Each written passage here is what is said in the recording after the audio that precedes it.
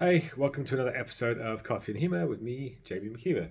Today I want to talk about training with your offhand and some benefits for doing so and some problems with doing so. It's a particular interesting topic to me right now because I'm currently unable to use my right hand. Just nothing major, just had a minor procedure to fix it up. And that is one of the reasons why training with left hand with your opposite hand is quite useful. So sometimes people will advocate doing it just kind of out, for its own sake, or they'll say you'll get better with your right hand if you train your left hand, that kind of stuff. And there are some truth to it, but it's not kind of universally true or as obviously true as you might think. Because especially if you're relatively new and you're still kind of developing muscles, you're developing reflex and stuff like that, and your perception and measure and all these kinds of things with your right hand or your main hand. Actually, splitting your training between the two of them will mean that your progression with the dominant hand will be slower. So it's not a costless option, right? Especially early on. But there are a few things that does help train, and particularly later on, which I'll explain at the end, that can be useful. And one of the main reasons to do it, and the reason that I have done it quite a bit, is if you can't train with your dominant hand, as well as the hand issue I'm currently suffering from. I had a long-standing issue back in 2019 of an arthritic shoulder. I've kind of touched upon it a couple of times on previous videos, but certain types of exercise exacerbate it. At that time, I didn't know what it was just constant pain. So the only training I could really do was single-handed swords with my left hand, right? And there my option was don't train longsword. I wasn't doing longsword at the time. And so I stopped training whatsoever entirely, or train with my left hand. And in that kind of circumstance, it's a bit of a no-brainer, right? Obviously, more training is better than none. Also, more swords in general, more fencing in general is better than none. And that can be true very early on, right? Before you develop enough strength for full class. I think a lot of people I know who do rapier talk about this when they first start doing rapier. They swap to the left hand because it means they can continue participating even when their arm is too tired to hold the rapier anymore.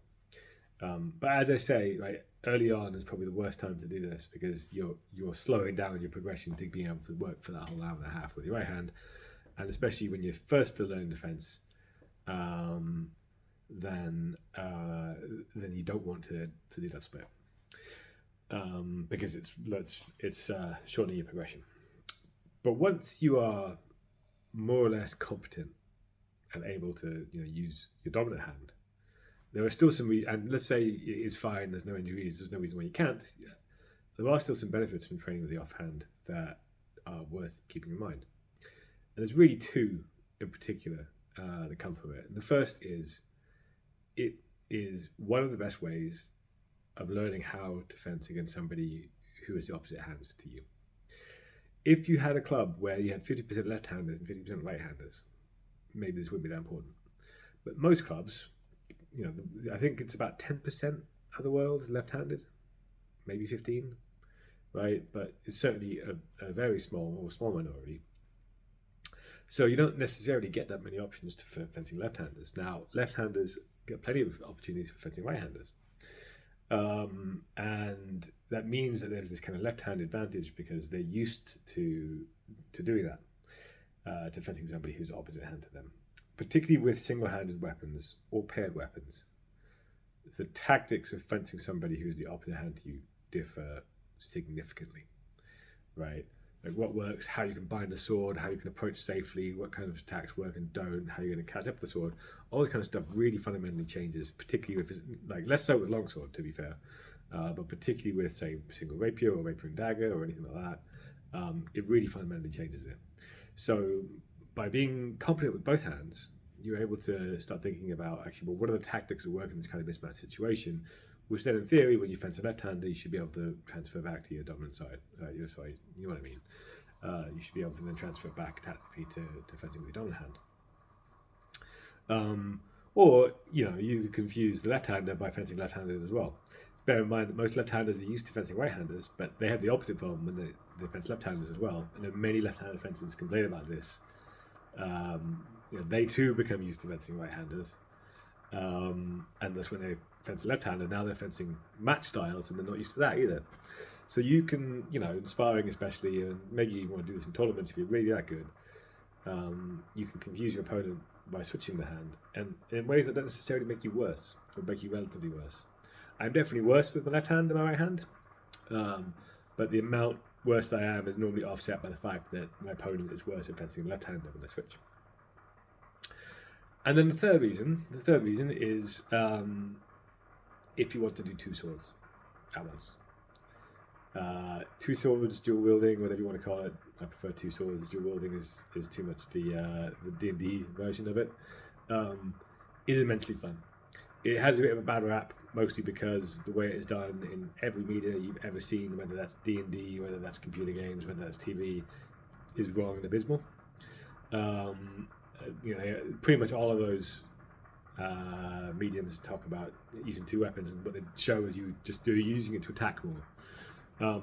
What's really nice about two weapons, which I like doing, it's my current mini obsession, to the point where I bought a second side sword just so I can do it better and do it more.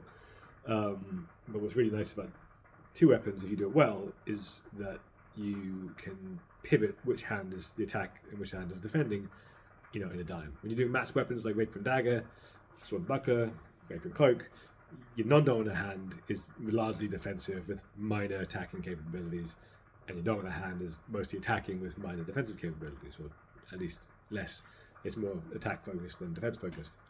And with two matched swords or reasonably close swords, you're able to both swap which is attack and defense, on a dime, right? And you can use them in interesting ways to kind of create openings and sort of move the sword out of the way, that kind of stuff. But to be able to do that at all, the basic thing you need before that works even a little bit is to be competent with both hands as a single sword, right? So, one of the ways to get that base competency before you start playing about with two swords, which is, you need twice as many swords and fewer people do it, is to train left-handed with a single-handed sword, and learn that you can do things more or less competently with that, and then that allows you to move to two swords and be able to use them both independently, or rather both together, but doing whichever role they need to do, depending on your opponent. So, I don't know, training with your non-dominant hand can be fun. It can be really useful for allowing you to do extra training when you would otherwise have to stop, and it is important to be able to train tactically fencing someone who's the opposite hand to you, and it is an important precursor of fencing two swords, which is immensely fun. I'm sure there are other reasons apart from, of course, I missed the obvious one, which is that if you have done it, you can recreate the scene for The Princess Bride, which probably got you into sword fighting in the first place. Thanks for watching, and thanks for watching.